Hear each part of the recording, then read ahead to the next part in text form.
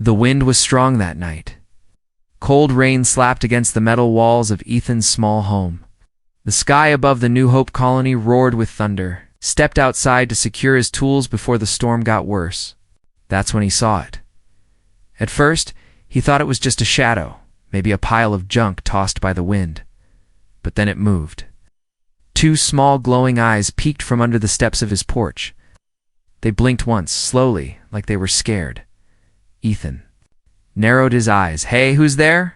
called out. No answer came. It's just the sound of rain hitting the ground and a soft cough. He stepped closer. That's when he saw her, small figure curled up, shaking from the cold. Her skin was pale blue, and her arms were too thin. Her clothes were torn, and she held a dirty piece of cloth tight against her chest. "You're just a kid," Ethan whispered, bending down. Out. "What are you doing out here?" Out. The little girl flinched when he reached out, but she didn't run. Her eyes watched him carefully. There was no fear in them, only sadness and hunger. Ethan looked around. There was no one else. No parents. No patrols. No signs of a crash. Just her, all alone. He opened the door and stepped back. "Come in, little one. It's warm inside." Stared for a moment, then slowly crawled out from under the steps. Her legs shook as she stood. She couldn't be more than 6 or 7. Her feet were bare and muddy. She stepped forward, trusting a stranger, because she had no other choice. Inside, Ethan grabbed a clean towel and wrapped her up. She didn't speak a word, but her eyes followed every move he made. He offered her a slice of bread, and she took it without hesitation, biting fast like she hadn't eaten in days. "What's your name?" he asked gently. She looked at him but said nothing. She just clutched that dirty cloth tighter. Ethan noticed strange symbols on it, glowing faintly. Maybe her name was on that. Maybe it was from her world. "You don't have to talk," he said. "Just rest. You're safe here." He set up a small cot in the corner, added a soft blanket, and brought over some warm water. The girl looked around like she'd never seen such things before. Her eyes landed on the small lamp glowing softly on the table. She touched it with her fingers, as if trying to remember something. When he turned off the lights, she didn't sleep. She lay there, staring at the ceiling, silent. Then suddenly, she cried. Not loud, but quietly, like she didn't want him to hear. But Ethan did. He walked over and sat beside her. "You miss someone, huh?" he asked. She didn't answer, but her small hand reached out and grabbed his fingers. She held them tight. He didn't pull away. "I'll call you." "Lena," he said softly. "You can tell me your real name later. For now, just rest." The next morning, Ethan tried to contact the local patrol, but they had no reports of a missing child. No crashes, no alerts from the alien districts. He asked around, but no one had seen her before. It was like she had appeared from nowhere. Days passed. Lena stayed quiet, but she began to smile. She helped clean the little house, followed Ethan around, and even tried to copy his words. She was learning fast. One night, Ethan gave her a small drawing pad. She took it eagerly and began to draw strange shapes, stars, circles, a tall woman with long horns on her head. Ethan asked who that was, but Lena just looked away. That's when Ethan knew someone was missing from her life, someone important. But until that person came, she needed someone too, and Ethan had already made his choice. "You're not just staying for the night anymore, Lena," he told her. "You're staying for good." She looked up, her eyes wide. Then, for the first time, she whispered a word. "Papa." Ethan froze. She said it again, smiling. "Papa?" He didn't know what to say. His throat felt tight, but he reached out and hugged her. From that moment on, she wasn't just a visitor. She was family. Outside the window, the storm had passed. The clouds moved on. But far above in the deep stars, someone else had just received a signal. The cloth Lena carried was glowing again, and someone had just tracked it. Asterisk, Ethan was never the father type. He lived alone, worked quiet jobs, and barely talked to anyone outside the colony workshop. But now, every morning, a little blue-skinned girl sat on his lap while he poured hot water into a cracked mug. Lena had become a part of his routine faster. than he expected. She would wake before him, already folding blankets or trying to heat food using old tools he barely remembered owning. Her curiosity was endless. She asked questions with her hands and eyes, not words. But he understood her better than anyone else. He called her his daughter now, not just in his heart, but out loud. First it felt strange, but over time it felt real. Others in the colony didn't understand. "You really keeping that thing?" one man said at the market, glancing at Lena like she was an animal.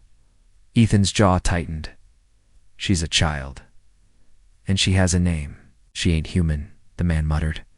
"Should have turned her in.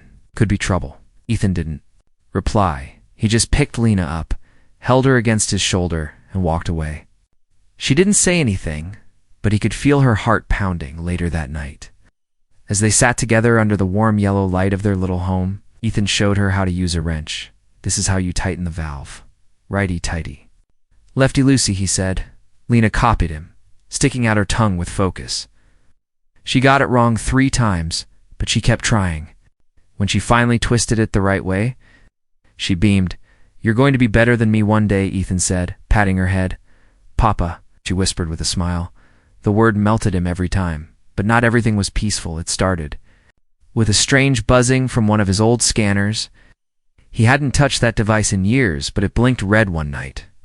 Lena was nearby, and the moment she stepped closer, it went wild. He checked the reading. It was locked onto a strange energy frequency.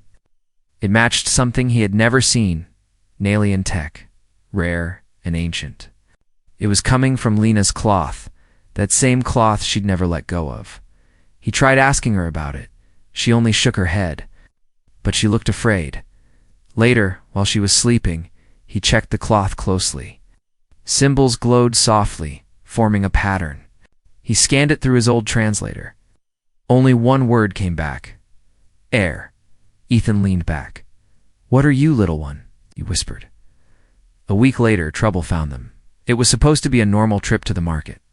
Ethan held Lena's hand, walking down the vendor rows filled with fruit, tech parts, and broken machine tools. Then a tall man with silver eyes stopped them. He wore a black coat with alien patterns on the sleeve. His gaze locked onto Lena. She froze. Her small hand squeezed Ethan's tighter. The man smiled, but there was no warmth in it. "She looks familiar," he said. His voice was slow, like he was testing them. "Where did you get her?" Ethan stepped in front of Lena. "She's my daughter." "She's not yours," the man said calmly. "That child belongs to someone powerful, someone who's been looking for her for years." Lena pulled back, shaking. The man took one slow step closer. "I suggest you come with me," he said. Ethan reached into his belt pouch. He didn't pull his tool blade. Not yet, but he let the handle show. "You're not taking her anywhere," he said. The man studied Ethan's eyes. Then he chuckled. "Very well. We'll be seeing you again soon." He turned and walked away into the crowd. Ethan crouched beside Lena, holding her cheeks gently. "You know him?" She nodded slowly, then hugged him tight. That night, Ethan checked his home security twice. He sealed every door, every window. Lena didn't want to sleep alone, so he let her curl up beside him. In the dark, he asked her again, "Who are you really?" But all she said was, "Papa, don't let them take me." Ethan didn't sleep. He stared at the ceiling while rain tapped the roof again. He had taken in a lost girl. Now it seemed he had taken in someone much more, and others were coming. The sun rose quiet and pale, but the house felt colder than usual. Ethan kept checking the windows, even though nothing moved outside. The stranger from the market had not returned, but his words still echoed in Ethan's mind. "She's not yours." Lena clung to his side all morning. She didn't eat much. Her bright blue skin looked a little pale, and there were dark circles under her glowing eyes. "You feel sick?" Ethan asked. She nodded slowly. Then, without warning, she collapsed. Ethan caught her just in time and lifted her into his arms. She was burning hot. He didn't wait. He grabbed his keys and rushed her to the colony's alien medical station, the one he usually avoided because of how cold and strict it felt. Inside, alien medics scanned her quickly. One looked human, except for the extra eyes on her forehead. Another had silver skin and a voice like humming metal. They worked fast, placing Lena on a padded bed, attaching monitors. Ethan stayed beside her the whole time, holding her small hand. She didn't speak. She just stared at him, afraid. One of the doctors, a tall alien woman in white robes, stepped forward with a worried look. "Did you know this child carries royal blood?" she asked. Ethan blinked. "Royal what?" The doctor turned a screen to show glowing lines across Lena's back, to her skin. Symbols pulsed like circuits. She has the royal sigil of the Varelian High Line, a ruling family in the outer rim, very old, very powerful. "We haven't seen this mark in decades." Ethan looked down at Lena, shocked. "She's a princess," maybe the doctor said, "or someone who carries their legacy." Another doctor whispered something. Pointing at the scanner, the head medic turned back to Ethan. "There's a tracker inside the cloth she carries. It's been silent until now. Someone just activated it." Ethan's stomach sank. "You mean someone knows where she is?" The doctor nodded. "If she's been missing, this will bring them, and fast." Ethan looked down at Lena again. She was awake now. She heard everything. Her small hand squeezed his tightly. "Don't let them take me," she whispered. "I won't," Ethan said. "Not ever." But the medic wasn't finished. "There's more. When she was scanned, her biology triggered a response in our system. She is partially human." Ethan froze. "What?" "We believe she's a hybrid. One parent alien, one human. Very rare. Almost impossible, but she carries human DNA." Ethan couldn't believe it. That explained why she understood him so quickly, why she clung to him like family. "She's one of us," whispered. Outside the window, a loud hum filled the air. A ship was landing, not a colony ship, not a trader. This one was black, sleek, covered in glowing alien runes. It landed with no announcement. The doctors exchanged nervous glances. "They're here," one of them said. Ethan stepped in front of Lena. "No one's taking her," he said again. The doctor didn't argue. She placed a small device in Ethan's hand. "It's a DNA token. It proves your connection. It may not stop them, but it gives you a voice." The doors to the clinic hissed open. A group of tall, armored aliens walked in, silent and cold. Their leader wore a long, dark robe and a silver mask. Behind them walked a woman. She was unlike anyone Ethan had ever seen. Her skin was dark violet, her eyes glowing with fire. Presence made even the medics step back. She looked around slowly, then her gaze locked on Lena. She whispered something in an alien tongue. Lena sat up weakly, staring at her. "Is that her?" Ethan asked the doctor. The medic nodded. "That's Malira, Lady of the Varelian Throne." Ethan stood in front of Lena again. "You're not taking her without asking her first." Malira looked at Ethan. Her eyes studied him like he was an insect. Then she spoke, this time in perfect English. "She is mine."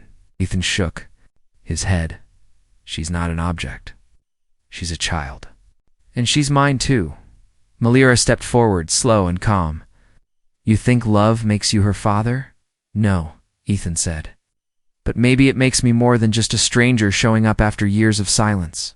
Malira paused. Her eyes went back to Lena. The girl didn't move. She looked at both of them. One hand reached out toward Ethan, shaky, small but sure. "Papa," she whispered.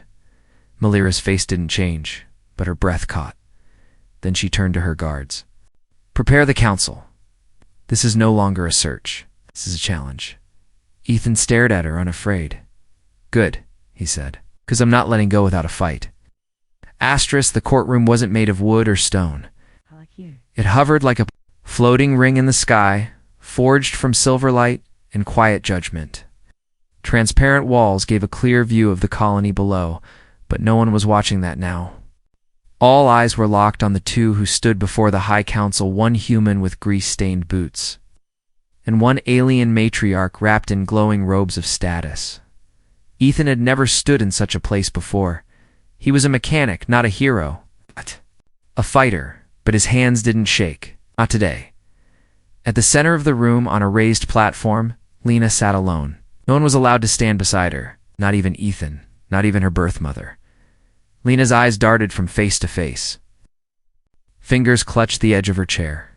She looked more fragile under the council lights, but her voice stayed silent, waiting for the truth to be spoken around her. A voice echoed through the room, deep and emotionless. It came from a figure who was more machine than flesh. State. Your claim. Melira stepped forward. She didn't bow. She didn't blink.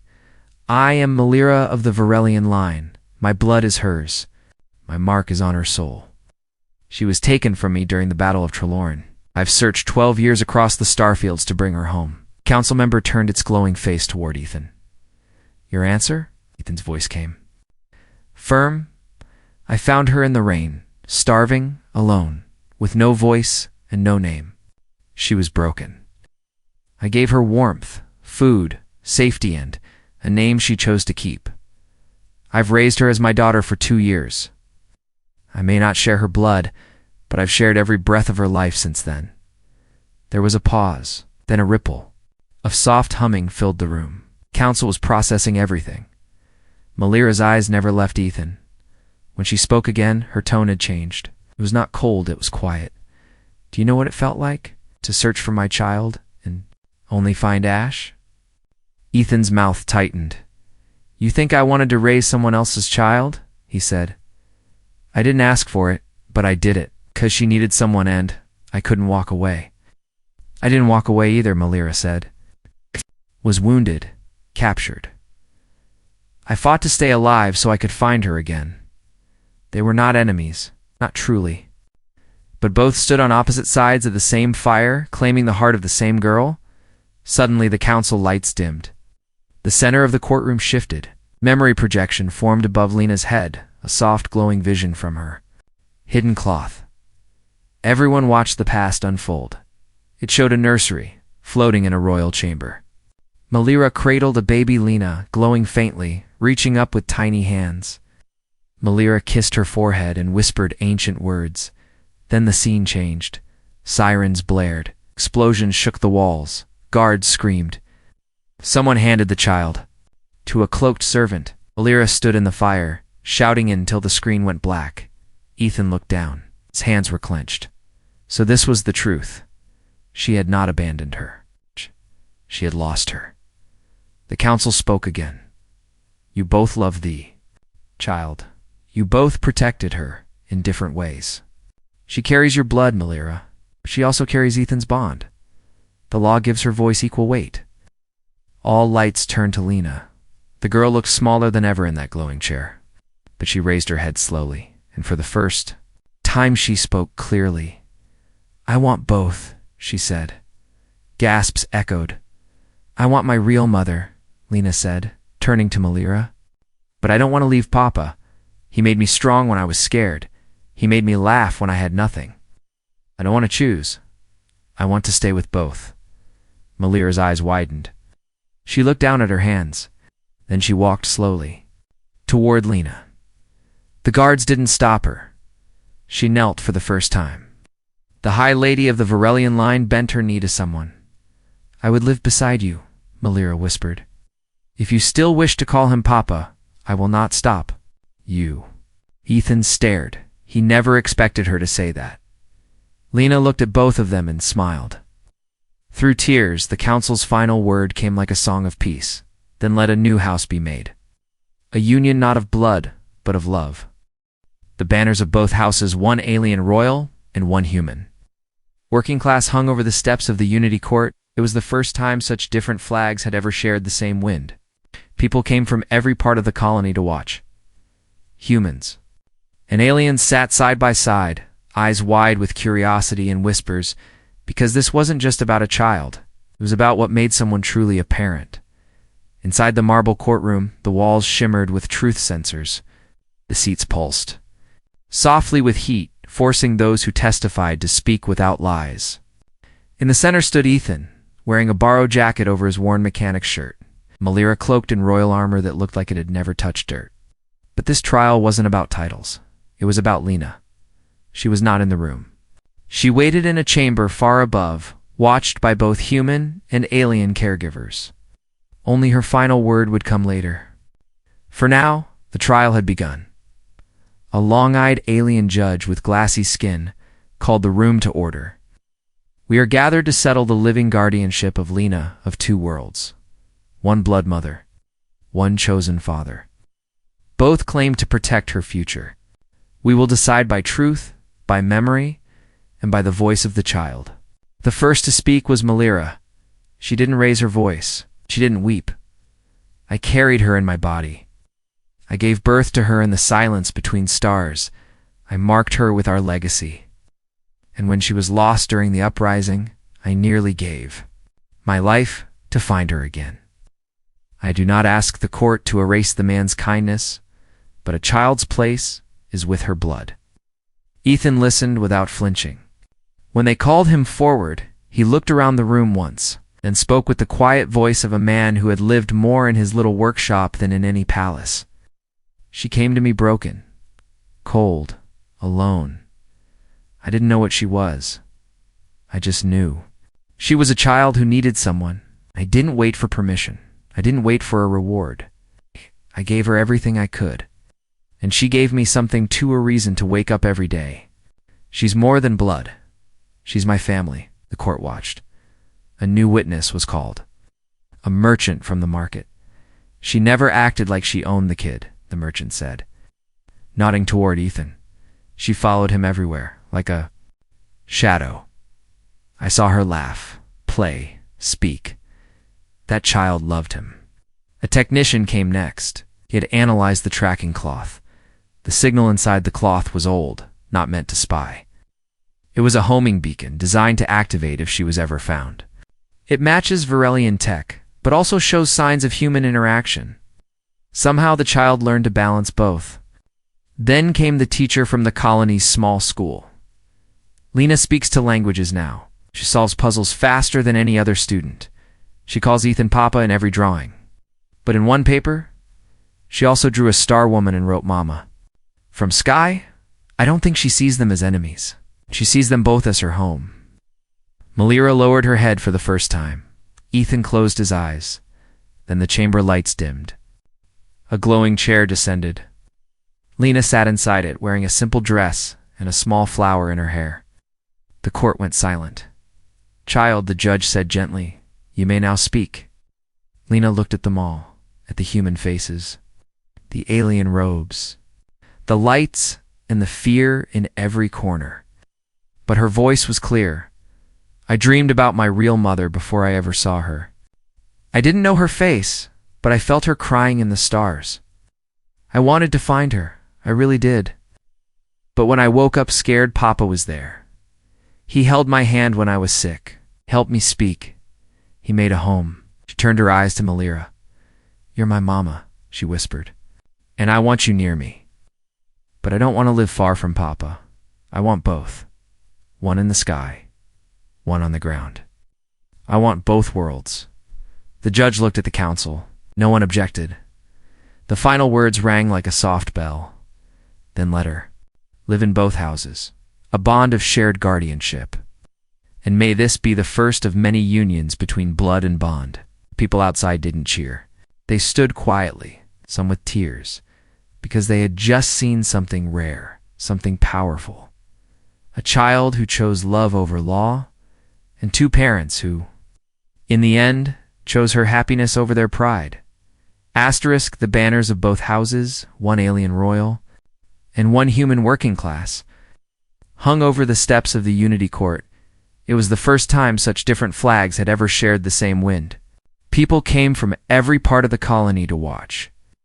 Humans and aliens sat side by side, eyes wide with curiosity and whispers. Because this wasn't just about a child, it was about what made someone truly a parent. Inside the marble courtroom, the walls shimmered with truth sensors. The seats pulsed softly with heat, forcing those who testified to speak without lies. In the center stood Ethan, wearing a borrowed jacket over his worn mechanic's shirt. Lena cloaked in royal armor that looked like it had never touched dirt.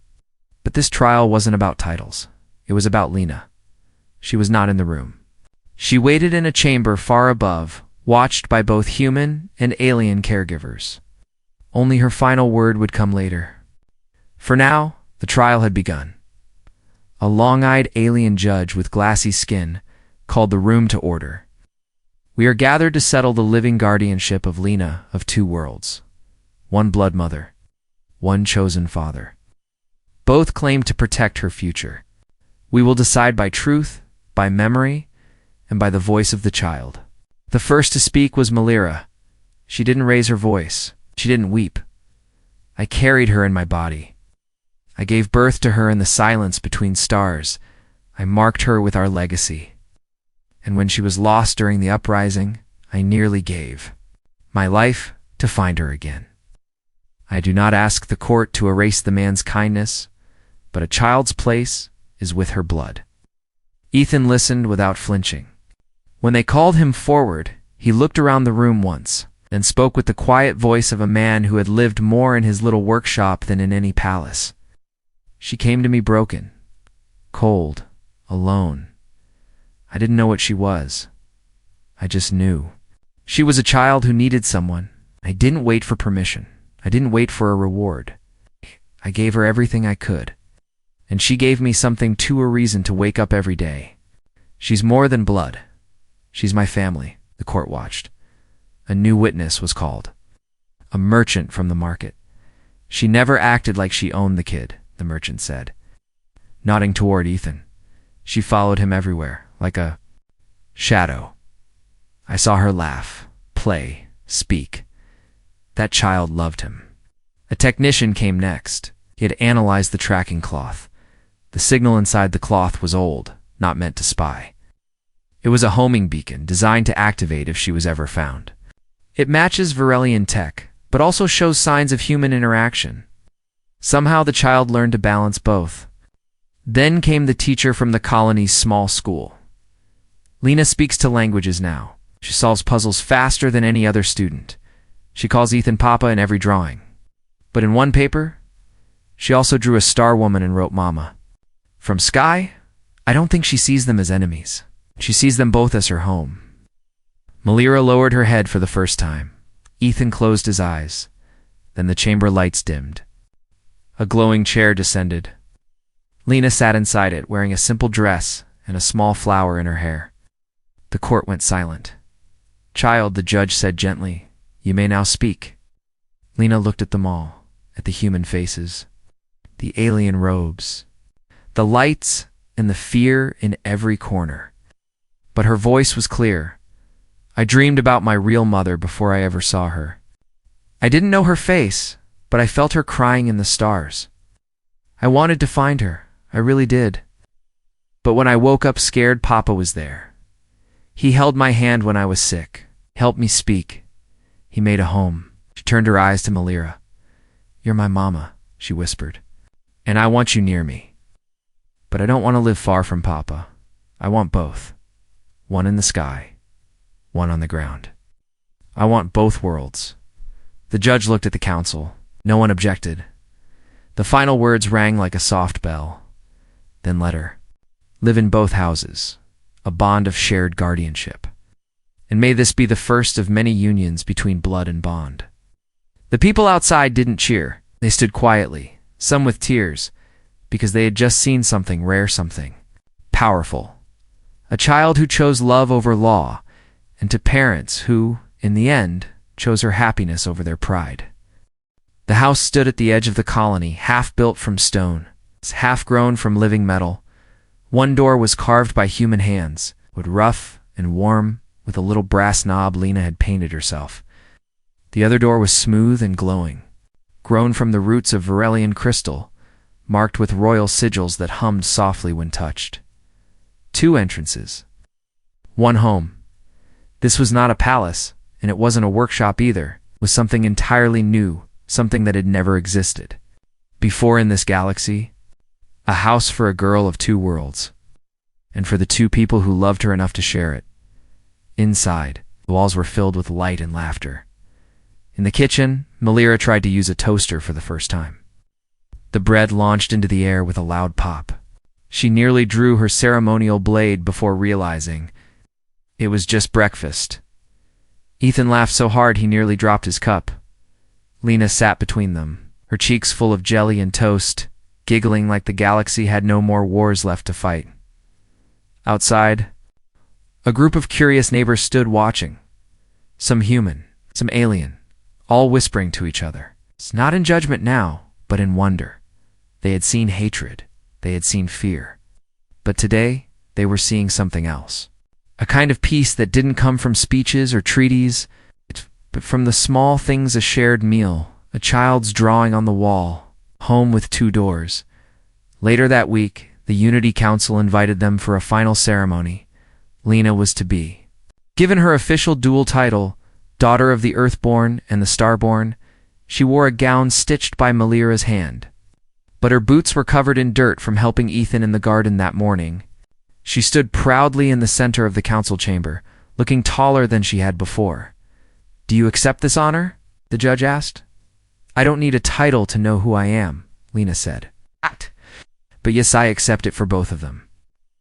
Room didn't erupt in cheers. It didn't need to. There was a stillness, a kind of quiet approval, as if the galaxy had taken one small step closer to healing. That evening, as the stars blinked to life above, Ethan sat on the porch watching. Malira showed Lena how to braid her long hair into shapes that danced with light. His hands were stained with grease, but he smiled as if holding treasure. Malira looked up at him. "She looks more like you each day," she said. Ethan raised a brow. "I thought she looked like you." "She acts like both," Malira replied. "But she's more than either of us." Lena ran up and placed a flower in Ethan's hair. "Now you're both fancy," she said. He chuckled. "Great, I look like a bouquet." They all laughed together. That night, as Lena lay in bed beneath the skylight, she asked one final question. "Why did you both stay?" Ethan pulled the blanket up over her small shoulders. "'Cause the day I found you, I didn't just save your life. You saved mine, too." Malira sat beside her, brushing a strand of hair from Lena's face. "And I learned that a mother isn't someone who owns a child, but someone who chooses her every day, even when it's hard." Lena nodded, eyes sleepy. "I'm glad I have both," she whispered. "One made me strong, the other made me safe. And both love you more than the stars themselves," Malira said. The girl smiled one last time before drifting into dreams. Not of battles or pain, but of music, gardens, and stars that didn't scream anymore, outside the house. Where the dirt met the glowing grass, the 2 doors stood side by side. They opened each morning with different sounds, one with a creak, one with a soft tone, but both led to the same place, a place called home, and no one, not warlords, not council members, not fate itself, could take that away from her now, because she had been claimed not by force, but by love, and that made her stronger than royalty. That made her whole.